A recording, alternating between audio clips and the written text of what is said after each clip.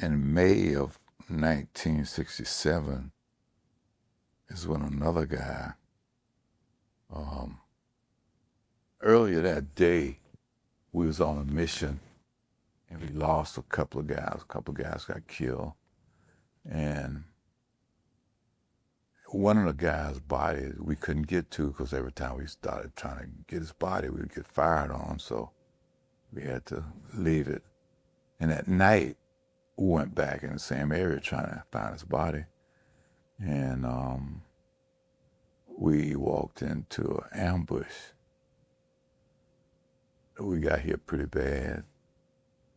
And the enemy threw out a grenade, and this guy, a couple persons in the front of me, he jumped on the grenade. I don't know all what happened. He jumped on a grenade and he got killed, and it wounded a couple guys. I was one of the guys that got wounded from that grenade that killed him. And then I found out later on in the years that he got the Medal of Honor. Now, I got a copy of, because we had to tell our story on what happened that night. See, because we had a guy in our company, in fact, he lives in West Virginia, great guy.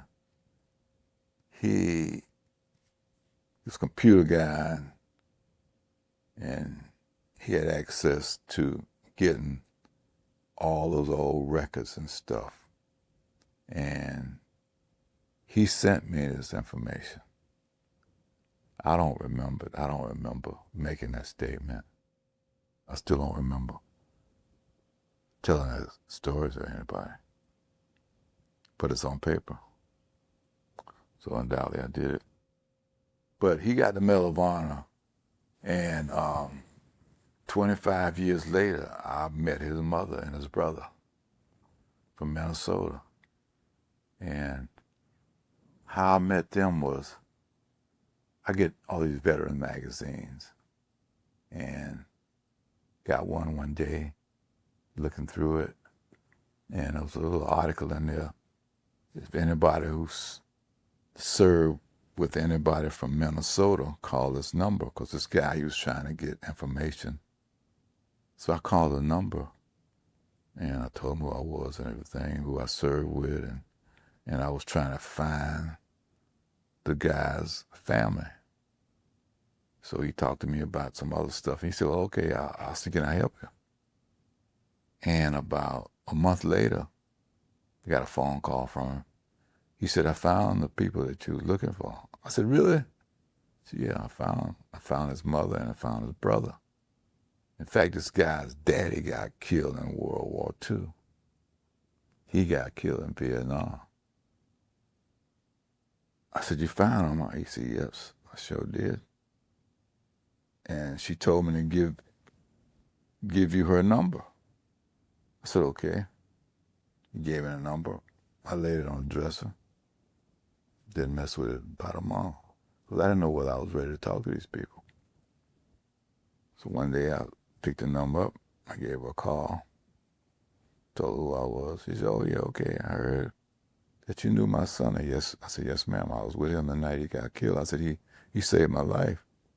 So, yeah. So she asked me where I stayed. I said, I stay in West Palm Beach. She said, well, I got a summer house in a little place called Lake Worth. Lake Worth is 15 minutes from West Palm Beach.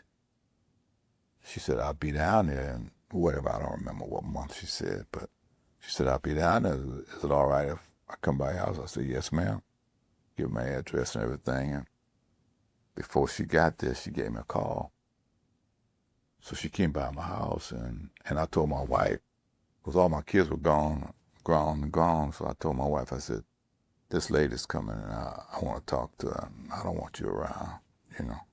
So she went to shopping or somewhere.